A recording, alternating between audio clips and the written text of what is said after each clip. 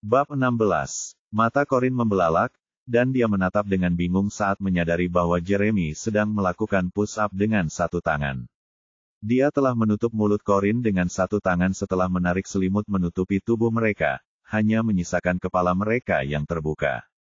Mereka saling menatap kosong saat wajah pria itu tampak naik turun dalam jarak beberapa inci dari wajahnya.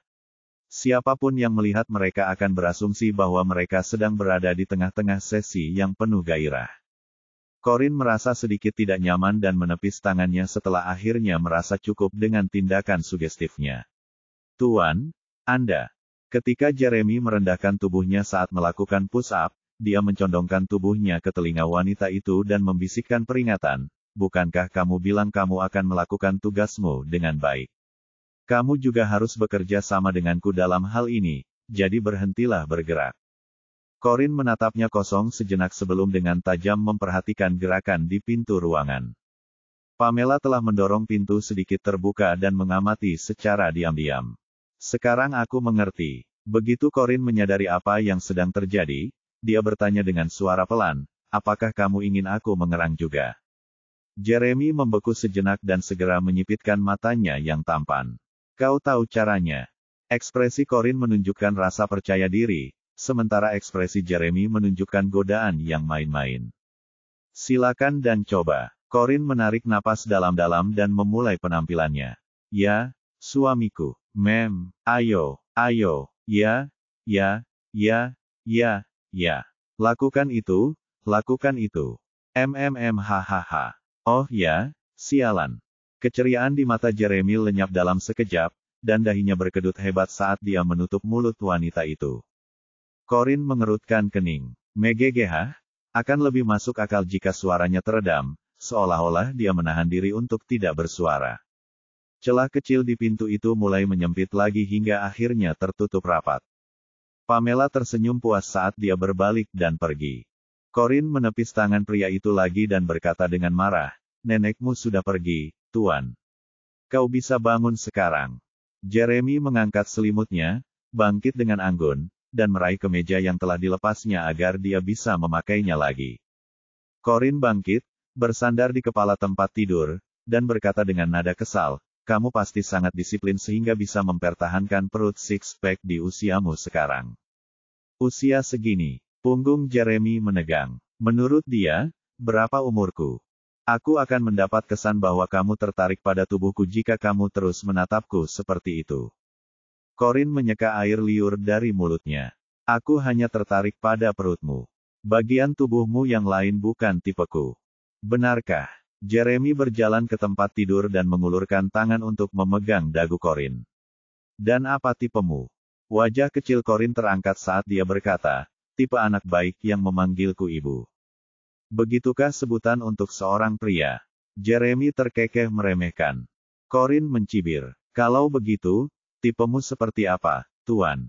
Jeremy tetap diam, mendorong Corin untuk mengangkat sebelah alisnya dan bertanya, "Biar aku tebak, kamu suka yang super seksi, bukan?" Jeremy menatapnya dan sedikit mencondongkan tubuhnya, "Asalkan mereka bukan gadis kecil sepertimu yang bertingkah seperti pemandu sorak di ranjang." Dia melepaskan dagunya segera setelah mengakhiri kalimatnya dan berjalan ke kamar mandi. Corin menyeringai, sepenuhnya sadar bahwa Jeremy akan tidur dengannya malam itu karena Pamela ada di rumah hari itu. Meskipun tahu bahwa Jeremy tidak tertarik padanya, dia tetap merasa canggung untuk menghabiskan malam bersamanya di kamar yang sama. Ketika Jeremy keluar dari kamar mandi, Corin sudah tertidur sambil bersandar di kepala tempat tidur. Layar ponselnya masih menyala, dan dia sedang asyik bermain game di ponsel. Dia terlalu sombong karena menginginkan pria yang memanggilnya ibu, padahal hatinya masih kekanak-kanakan. Mata tampan Jeremy menyipit saat dia mengambil ponselnya, menekan layar kunci, dan melemparkannya ke sisi tempat tidur. Awalnya dia tidak ingin terlalu mengkhawatirkannya, tetapi karena dia telah menyakitinya secara tidak sengaja hari itu, dia memutuskan bahwa tidak ada salahnya menyelimutinya. Setelah itu, Jeremy berbalik dan berjalan menuju sofa. Jeremy sudah tidak ada di kamar saat Corin bangun keesokan harinya. Karena tidak punya pekerjaan, dia tidak perlu bangun pagi untuk bekerja, jadi dia bersandar malas di kepala tempat tidur untuk menggulir ponselnya. Tiba-tiba, seorang kontaknya bernama Aaron Rode mengiriminya pesan mendesak melalui aplikasi pesan. Hai, bos. Saya baru saja mendapat informasi tentang lukisan asli karya Nelly Nimfaya. Lokasinya di Peakrise Auction House. Anda harus segera ke sini. Mata Corin menjadi gelap, dan ia segera bangun dari tempat tidur untuk menyegarkan diri. Saat ia turun dan bersiap untuk keluar, Corin berpapasan dengan Pamela yang baru saja keluar dari dapur. Dia menyapa wanita tua itu dengan sopan, "Selamat pagi, Bu." Pamela mengerutkan kening dengan tidak senang. "Jangan panggil aku, Nyonya. Panggil saja aku Nenek." Sikap wanita tua itu tampaknya berubah dengan cepat dibandingkan hari sebelumnya. Corin melakukan apa yang diperintahkan dan mengoreksi dirinya sendiri. "Nenek. Lihat, bukankah itu membuat kita merasa lebih dekat satu sama lain?" Pamela akhirnya tersenyum dan menuntunnya untuk duduk di meja. "Kemarilah dan cicipi sarapan yang kubuat untukmu." Semua pembantu keluarga Holden terkejut mendengarnya. Mereka tidak pernah membayangkan bahwa wanita tua itu akan memasak sesuatu untuk istri baru Jeremy. Itu adalah pemandangan yang belum pernah terjadi sebelumnya. Corin sedang terburu-buru untuk pergi, tetapi dia tetap duduk dan mulai makan. Tidaklah bijaksana baginya untuk menolak tawaran Pamela. "Terima kasih, Nek. Enak sekali." Pamela senang karena dia menikmati makanannya. "Makanlah lagi." Tanpa sepengetahuan siapapun, suplemen kehamilan dalam jumlah yang tidak masuk akal telah ditambahkan ke dalam makanan karena Pamela sudah gembira akan menggendong cicitnya. Pada saat itu, Francine turun ke bawah dan berkata sambil menguap, "Selamat pagi, Nenek." Novel drama.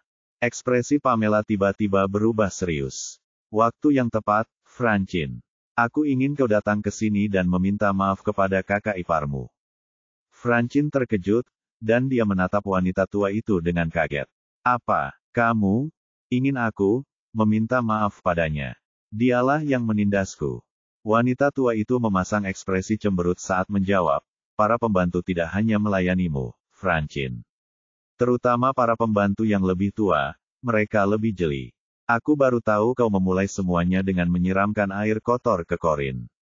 Itulah sebabnya dia membalas dengan memasukkan kepalamu ke dalam toilet." Corin memakan sarapannya dalam diam dan mendongak melihat Francine yang dirundung rasa bersalah. Pamela sudah mengantar Francine ke Corin. "Minta maaf sekarang juga. Jangan membuatku semakin kecewa padamu." Francine tidak bisa menerima apa yang terjadi, tetapi dia juga tidak berani menentang neneknya. "Maafkan aku. Jangan khawatir." Corin tersenyum tipis, meletakkan peralatan makannya, lalu berdiri dan berkata, "Aku harus pergi ke suatu tempat, Nek. Jadi, permisi." Pamela mengangguk. "Jaga dirimu." Setelah Corin pergi, Francine menangis putus asa, terisak-isak, "Nenek. Mengapa nenek memihak Corin dan bukan aku?" Pamela menjawab dengan tegas, "Aku akan berpihak pada siapapun yang memperlakukanku dengan baik. Dia juga kakak iparmu, jadi kamu harus lebih menghormatinya." Francine protes, tapi Jeremy tidak menyukainya. Dia menyukai Putri Riff. Raut wajah Pamela berubah gelap. "Tutup mulutmu. Jangan pernah sebut-sebut keluarga itu atau putri mereka lagi." Francine jarang melihat neneknya semarah itu sebelumnya, jadi dia tidak punya pilihan selain merajuk dan menutup mulutnya. Rumah lelang Peakrise. Aaron, Presiden New Moon Group, berjalan bersama Corin dan melaporkan situasi kepadanya. "Bos, ini lukisan asli Nelly Nimfaya, angsa di akhir musim gugur. Lukisan itu dilelang di sini oleh seorang pengusaha asing, dan harganya mulai dari 750.000. Nelly Nimfaya adalah nama pena ibu kandung Corin. Selama bertahun-tahun, semua orang mengatakan bahwa ibunya telah meninggal, tetapi dia tidak pernah menemukan surat kematian ibunya. Karena tidak ada petunjuk lain yang tersedia, satu-satunya cara baginya untuk menemukan keberadaan ibunya adalah dengan mulai mencari karya-karya ibunya yang tersebar di seluruh dunia. Corin bertanya, "Berapa banyak uang yang kita punya di rekening kita, Aaron?" Aaron menjawab, "Kami punya sekitar 7,5 juta. Sisanya telah diinvestasikan ke beberapa proyek."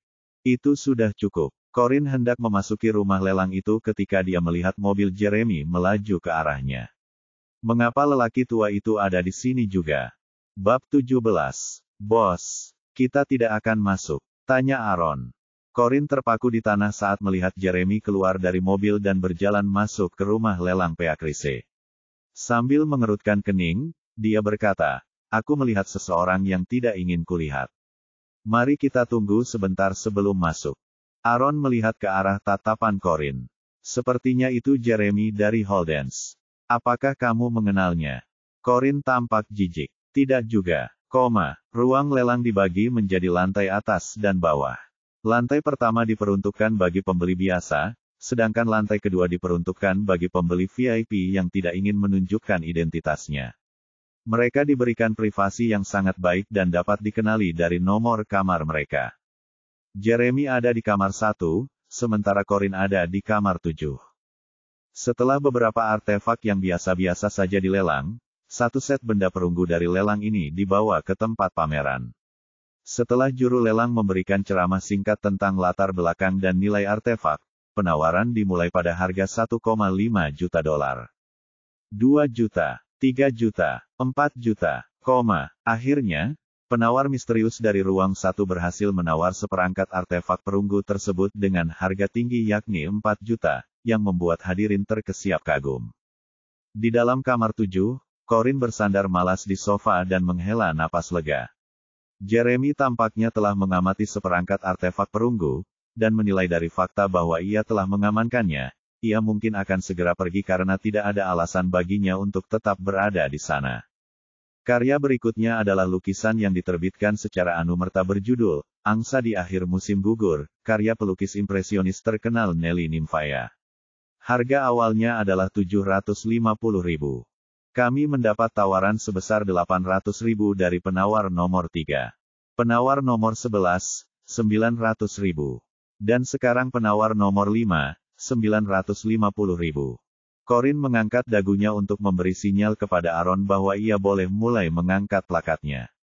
$1,5 juta dari penawar nomor 7. Penonton sekali lagi tercengang melihat tawaran tersebut, dan mereka mulai bertanya-tanya siapakah orang kuat di balik plakat nomor 7.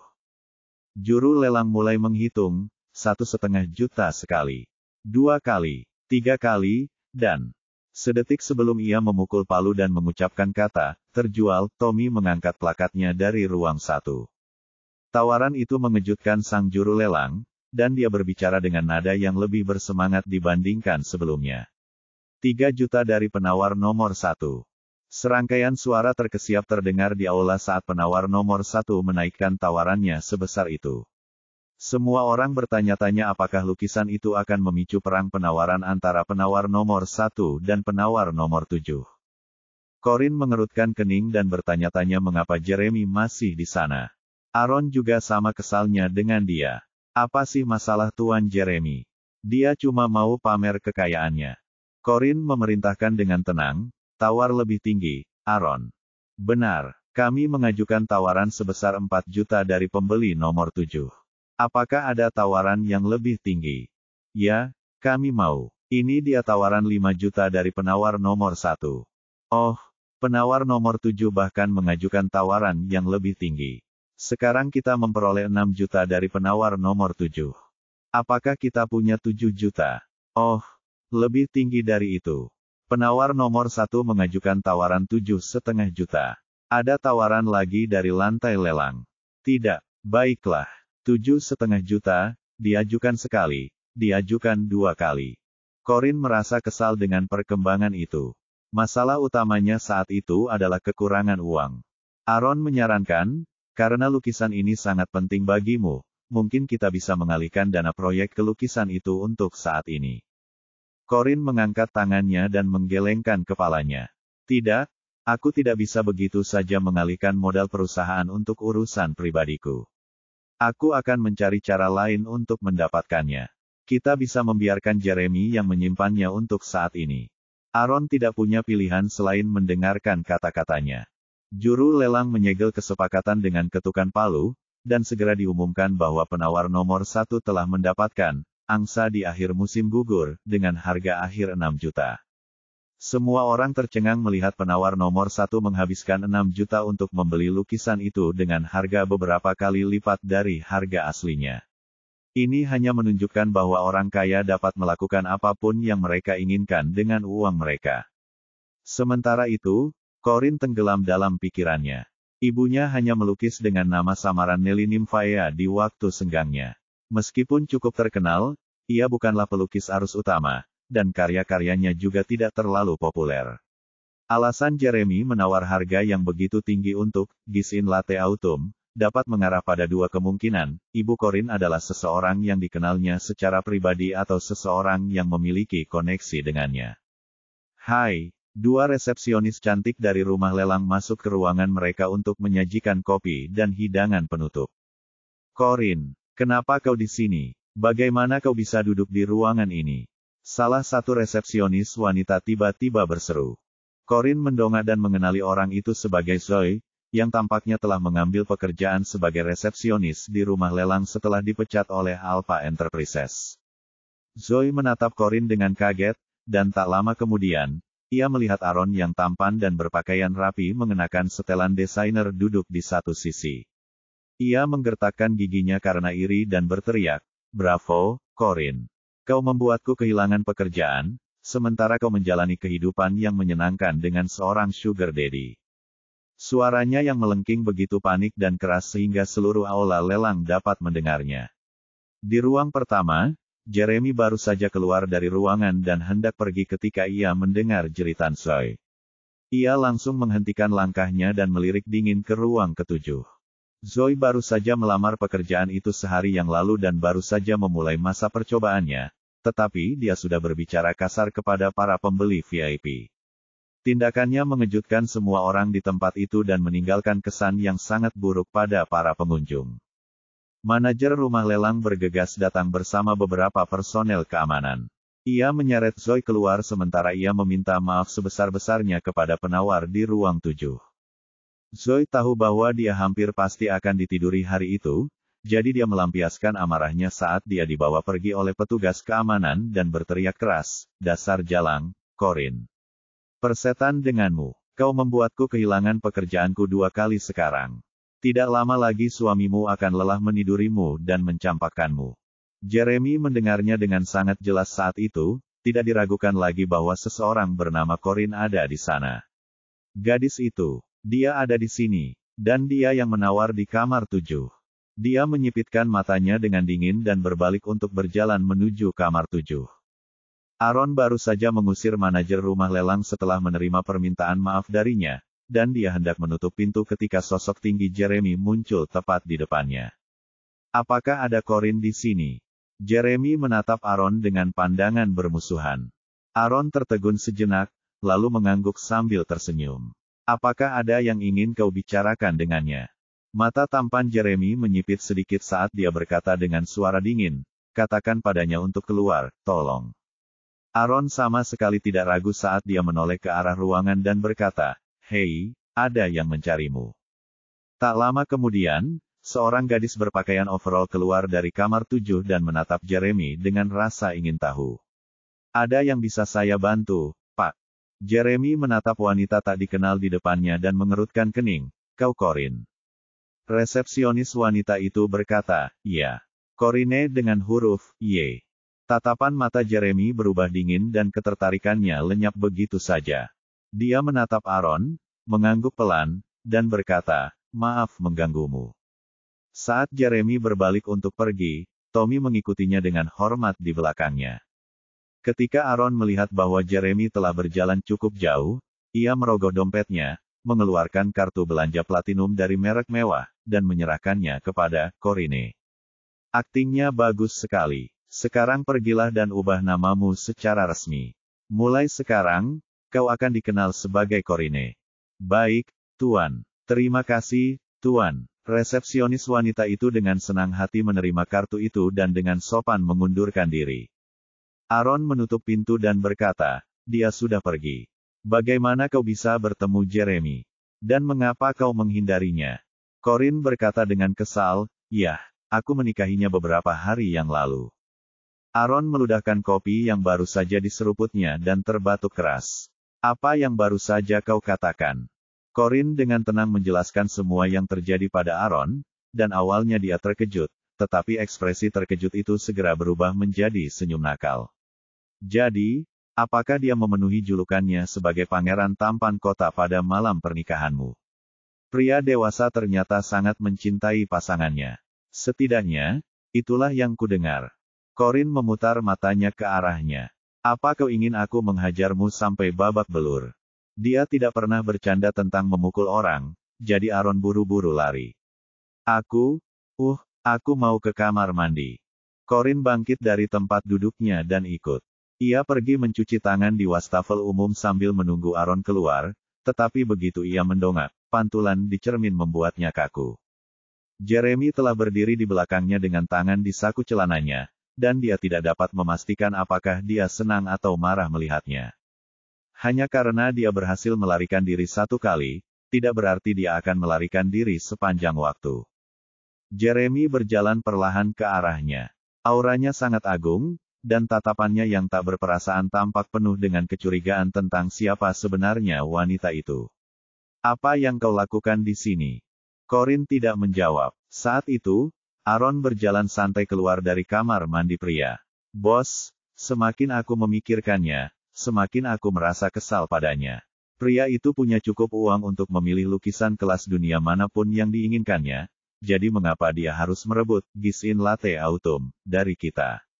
Itu sangat menyebalkan. Dia tidak sempat menyelesaikan kalimatnya ketika melihat Jeremy berdiri di depan Corin. Jeremy menoleh ke arah Aaron, lalu ke Corin. Ia menyipitkan matanya dan menatap mereka berdua dengan saksama. Bos. Bab 18. Corin memiringkan kepalanya sambil menatap Aaron, yang langsung mengerti maksudnya karena bertahun-tahun dia saling memahami secara diam-diam. Setelah berdeham, dia mengangkat tangannya untuk membetulkan earpiece Bluetooth yang biasa dia pakai di telinga kirinya, lalu berjalan melewati Jeremy dan Corin dengan setenang mungkin. Dia bahkan berusaha merendahkan suaranya sedikit dan berpura-pura seolah-olah sedang berbicara dengan seseorang lewat telepon. Maaf, bos. Keadaan jadi agak canggung tadi. Si Holden itu mendengarku saat aku mengoceh tentangnya tadi. Ya, tentu. Dialah yang mengalahkan kita dalam menawar lukisan favoritmu. Tentu. Kita lupakan saja dan biarkan dia memilikinya. Gisin Latte Autumn, bukan satu-satunya lukisan Nelly Nymphaya. Masih banyak lukisan lain yang bisa kita dapatkan di masa mendatang. Aaron sudah cukup jauh ketika dia mengakhiri kalimatnya. Corin menatap Jeremy dengan mata terbelalak dan mengangkat alisnya dengan polos. Saya pikir dia marah padamu, Tuan. Jeremy mengalihkan pandangannya dan menoleh ke Corin. Ia mulai bertanya padanya, bukankah kalian berdua saling kenal? Corin menggelengkan kepalanya. Aku sama sekali tidak mengenalnya. Kau mengenalnya. Kenapa dia marah padamu lagi? Jeremy menyipitkan matanya. Kau belum menjawabku. Apa yang kau lakukan di sini? Corin mendesah dengan nada kesal. Apa kau tidak ingat bahwa aku dipecat dari Alpha Enterprises, berkat dirimu? Kudengar mereka sedang merekrut juru lelang di sini, jadi aku menyerahkan resumeku dan datang. Di sini untuk wawancara. Jeremy masih agak ragu. Apakah kamu menerima tawaran itu? Novel drama. Corin menggelengkan kepalanya, mengangkat bahu, dan merentangkan telapak tangannya. Tidak, mereka mencari seseorang dengan pengalaman kerja lebih dari 3 tahun, jadi saya tidak memenuhi persyaratan. Jeremy memandangi penampilannya yang mungil. Jika dia diizinkan berdiri di panggung lelang, semua orang mungkin akan mengira dia adalah seseorang yang sedang melelang perlengkapan sekolah. Corin mendongak dan bertanya, bagaimana denganmu? Kenapa kamu di sini? Kakek tertarik pada satu set artefak perunggu, jadi saya datang sebagai wakilnya untuk menawar. Baik sekali, Tuan. Anda benar-benar cucu yang baik. Jeremy mengerutkan kening. Mengapa kedengarannya seperti dia sedang memarahiku? Tiba-tiba, telepon selulernya berdering. Jeremy menjawab panggilan itu, mengerutkan kening sedikit, dan menutup telepon sambil menggerutu. Dia kemudian menatap tajam ke arah Corin. Kemana kau akan pergi selanjutnya? Corin menjawab, saya akan terus mengirimkan resume dan mencari pekerjaan. Tangan kasar Jeremy menepuk kepalanya dengan lembut saat dia mencondongkan tubuh dan berbicara dengan nada serak dan tak terbantahkan. Ikutlah denganku. Aku akan memberimu pekerjaan. Apa? Corin tercengang. Sebelum dia sempat mencerna apa yang dikatakan Jeremy, Jeremy telah mencengkeram pergelangan tangannya dan membawanya pergi. Corin mendapati dirinya kembali di Lunar Century Manor. Terakhir kali dia berada di sana adalah ketika Jeremy memaksanya untuk bertunangan dengannya. Dia melirik dekorasi di sekelilingnya, yang terdiri dari bunga, karpet merah, pita, dan balon. Wajah Corin pucat karena ketakutan. Apa rencanamu kali ini, Paman? Apakah Paman akan mengadakan pernikahan lagi? Jeremy meliriknya dengan curiga. Oh, apakah kau begitu suka menikahiku? Apakah kau menginginkan pernikahan lagi? Corin langsung memutar matanya dan hendak berbalik ketika suara wanita yang tegas memanggil, Paman. Dia melihat ke arah suara itu dan melihat seorang wanita muda berlari menghampiri Jeremy dengan gaun pengantin. Itu, wanita muda itu bertanya dengan cemas, Paman. Apakah Paman berhasil menemukan seseorang untukku? Jeremy mengangkat tangannya, menarik Corin, dan mendorongnya ke depan, ke arah gadis dalam gaun pengantin. Apa pendapatmu tentang dia? Gadis dalam gaun pengantin itu menatap Corin dan berkedip. Corin merasa seperti barang yang diperjualbelikan dan menyilangkan tangannya untuk melindungi dirinya. Apa yang terjadi? Gadis dalam gaun pengantin itu menatap Corin dan mengerucutkan bibirnya dengan tidak senang. Apa kau harus menemukan seseorang secantik ini? Aku pengantinnya, jadi aku seharusnya menjadi bintang pertunjukan. Jika pengiring pengantin yang kau temukan untukku lebih cantik dariku, dia hanya akan mencuri perhatianku. Jeremy berbalik, menatap Corin, dan mencibir dingin. Kau sebut itu cantik, kau seharusnya memberitahuku bahwa penglihatanmu memburuk.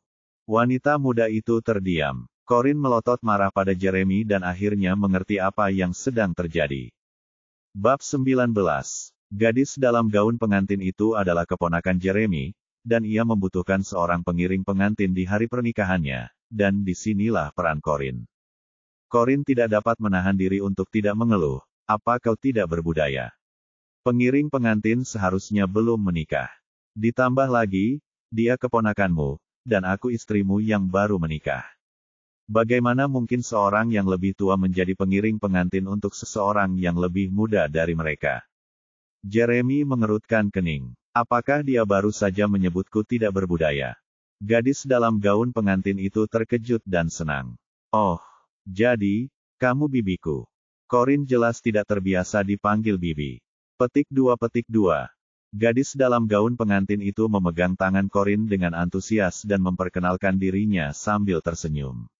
Halo, Bibi Corin. Nama saya Annie Levin, dan Jeremy adalah paman dari pihak ibu saya. Para pengiring pengantin saya terjebak dalam kemacetan lalu lintas, jadi saya tidak terlalu peduli dengan peraturan saat ini karena saya butuh penggantinya di menit-menit terakhir. Corin mengangguk. Begitu. Ayo, kalau begitu pergilah. Aku akan membawamu masuk agar kau bisa berganti pakaian dengan gaun pengiring pengantin. Annie menyeret Corin ke ruang ganti. Corin berbalik dan menatap Jeremy dengan tajam. Ketika Jeremy mengatakan akan memberinya pekerjaan, ternyata Jeremy ingin memberinya pekerjaan sebagai pengiring pengantin. Hehe, bibir tipis Jeremy sedikit melengkung saat melihat wajah kecil Corin yang marah. Menggodanya sesekali cukup menghibur baginya. Zeke muncul tiba-tiba sambil membawa segelas sampanye dan merangkul bahu sahabatnya, Jeremy. Kenapa kamu melamun di sini, Jeremy? Jeremy tersadar kembali. Oh, tidak apa-apa. Ayo, Peyton ada di sana. Mari kita minum bersamanya. Tentu. Di dalam ruang ganti, Annie menunjuk beberapa gaun malam di gantungan baju. Aku sudah memesan 4 set gaun untuk pengiring pengantinku, jadi silakan pilih mana saja yang kamu suka. Corin selalu berpakaian kasual, jadi dia memilih pakaian terluar. Ini sudah cukup. Annie tersenyum. Tentu saja, kau bisa berganti pakaian di sini sementara aku keluar untuk memeriksa apakah 3 pengiring pengantinku yang lain sudah datang. Oke. Oke. Corin masuk ke ruang ganti dan berganti pakaian. Gaunnya berwarna biru dengan sedikit rumbai, membuatnya tampak seperti peri. Sambil duduk di sofa di ruang ganti dan menunggu Annie kembali, ia mengeluarkan ponselnya dan membalas semua pesan yang belum terbaca dari Aaron. Annie, tiba-tiba seseorang masuk ke ruang ganti. Corinne mendongak, dan ternyata itu adalah seorang pria. Annie keluar. Pria itu menatapnya dengan heran. Dan siapa? Annie kebetulan kembali saat itu juga. Novel drama. Mengapa kamu di sini, Juan? Juan menoleh ke arah Annie dan tersenyum lembut. Aku sedang memeriksa persiapanmu. Apakah kamu sudah menyiapkan semua pengiring pengantin? Annie menjawab dengan yakin, jangan khawatir. Aku sudah menyiapkan semuanya. Senang mendengarnya. Juan mengangguk, lalu menatap Corinne dan bertanya, ngomong-ngomong, siapa dia? Annie menarik Corinne sambil tersenyum dan memperkenalkannya kepada Juan. Dia pengiring pengantin yang pamanku carikan untuk kita. Bukankah dia cantik? Begitu ya. Juan menawarkan jabat tangan yang ramah. Senang bertemu denganmu. Kamu sangat membantu kami. Juan Hermon adalah calon pengantin pria Annie, dan ia tampak seperti pria yang menawan dan lembut. Namun, entah mengapa, Corinne merasa bahwa ia tampak familiar, meskipun ia tidak ingat di mana atau kapan ia melihatnya. Dia membalas jabat tangannya sebagai bentuk kesopanan. Tidak masalah. Juan tersenyum sopan dan menjabat tangannya. Jabat tangan yang seharusnya singkat tiba-tiba berubah menjadi agak memaksa. Ia bahkan mengusap ujung jarinya ke telapak tangan Corinne. Corinne terkejut dengan apa yang terjadi saat ia menatap Juan dengan cemberut. Bab 20. Kamu harus menghibur tamu-tamu kita, Juan. Aku bisa menangani para pengiring pengantin dengan baik, jadi jangan terlalu khawatir. Annie mengantar Juan keluar dari ruang ganti dengan sikap setengah genit. Dia kemudian berbalik dan tersenyum pada Corinne, yang telah berganti ke gaun pengiring pengantinnya. Kamu sangat cantik, Bibi Corinne. Sekarang aku mengerti mengapa pamanku memutuskan untuk tidak hidup selibat. Tidak lagi dan menikah. Bibir Corinne berkedut saat dia tersenyum datar. Hari ini aku pengiring pengantinmu, jadi jangan panggil aku Bibi Corinne. Cukup panggil Corinne saja. Annie mengangguk. Baiklah, Corinne. Bagaimana kamu dan pamanku bisa saling mengenal? Bagaimana aku bisa mengenal pamanmu? Tanyamu. Aku punya 5 kata untukmu, aku berharap itu tidak pernah terjadi. Alis Corinne sedikit berkerut. Kita bisa membicarakannya lain kali. Hari ini adalah hari besarmu. Kita seharusnya membicarakan tentang bagaimana kamu dan calon suamimu bertemu. Annie sangat senang membicarakan kisah cintanya dengan Juan. Wanita biasanya menyaring semua hal buruk tentang pacar mereka, jadi yang mereka bicarakan hanyalah betapa hebat dan manisnya mereka berdua. 2 gadis lainnya memasuki ruang ganti tak lama kemudian, dan kebetulan mereka adalah pengiring pengantin paruh waktu yang disewa Annie. Annie mengatur agar mereka berdua berganti pakaian menjadi pengiring pengantin dan menjawab panggilan telepon. Ia bergegas keluar tak lama kemudian, tetapi sebelumnya ia meminta Corinne untuk membantunya menyambut pengiring pengantin paruh waktu keempat dan terakhir, yang akan segera tiba, novel drama. Beberapa menit kemudian, pintu terbuka dan Zoe melangkah ke ruang ganti. Di mana gaun pengiring pengantinnya? Corinne mengangkat tangannya dan menunjuk. Di sana. Kehadirannya membuat wajah Zoe mengerut karena jijik. Corinne, kau di sini juga. Apa yang kau lakukan di sini? Corinne sibuk menggulir ponselnya sambil bersandar malas di sofa. Ia menatap Zoe, dan menjawab dengan tenang, saya pengiring pengantin, dan saya di sini untuk menyelamatkan sebuah pernikahan. Zoe kehilangan pekerjaannya di rumah lelang, dan tanggal jatuh tempo pembayaran kartu kreditnya semakin dekat. Ketika dia melihat lowongan kerja mendesak di internet yang menawarkan gaji harian sebesar $300 sebagai imbalan menjadi pengiring pengantin, dia langsung memanfaatkan kesempatan itu tanpa berpikir 2 kali dan bergegas. Sungguh mengejutkan baginya bahwa Corinne telah menjadi pengiring pengantin paruh waktu. Dia memandang Corinne dengan jijik dalam balutan gaun pengiring pengantin. Wah, bukankah kau punya sugar daddy di rumah lelang pagi ini? Kenapa kau mengambil pekerjaan sebagai pengiring pengantin paruh waktu? Apa kau dicampakkan? Aku yakin. Kamu dulu. Corinne tidak menjawab dan hanya terus menggulir ponselnya. Zoe berasumsi bahwa tebakannya benar dan Corinne merasa malu. Dia mendengus penuh kemenangan. Pantas saja, Apa kau benar-benar berpikir orang-orang kaya itu akan menganggapmu serius? Mereka hanya mempermainkanmu. Petik 2. Corin terus mengabaikan Zoe, dan Zoe terus mengejeknya beberapa kali sebelum pergi berganti pakaian. Namun, dia mengerutkan kening saat melihat gaun pengiring pengantin yang tersisa di gantungan baju. Dia menghindarinya karena kesederhanaannya dan kurangnya desain. Ketika dia berbalik dan melihat gaun berumbai yang dikenakan Corin, dia menghampiri dan bertanya dengan nada berhak, "Hei, buka gaun itu dan tukar denganku." Corin mengangkat alisnya. "Kenapa?" Zoe berkata dengan tegas, "Karena kau membuatku kehilangan pekerjaanku 2 kali. Kau berutang padaku." Corin menyeringai dingin. "Aku ingin tahu siapa yang membuatku kehilangan pekerjaan. Itu bukan urusan Zoe," dan dia sudah mengangkat tangannya untuk mencoba melepaskan gaun itu dengan paksa. "Berhentilah merengek. Berikan padaku."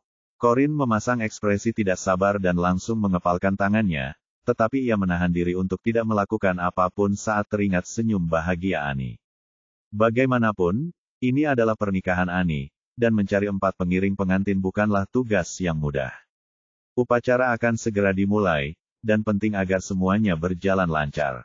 "Baiklah, aku akan bertukar denganmu." Lebih seperti itu. Setelah berganti pakaian, Zoe berseri-seri karena puas saat melihat dirinya di cermin dari segala sudut. Ia merasa sangat cantik, sampai ia melihat Corin keluar dari ruang ganti. Dengan menguap, Corin telah berganti ke gaun pengiring pengantin yang tidak disukai Zoe, tetapi penampilan dan temperamennya sama cantiknya dengan gaun lainnya.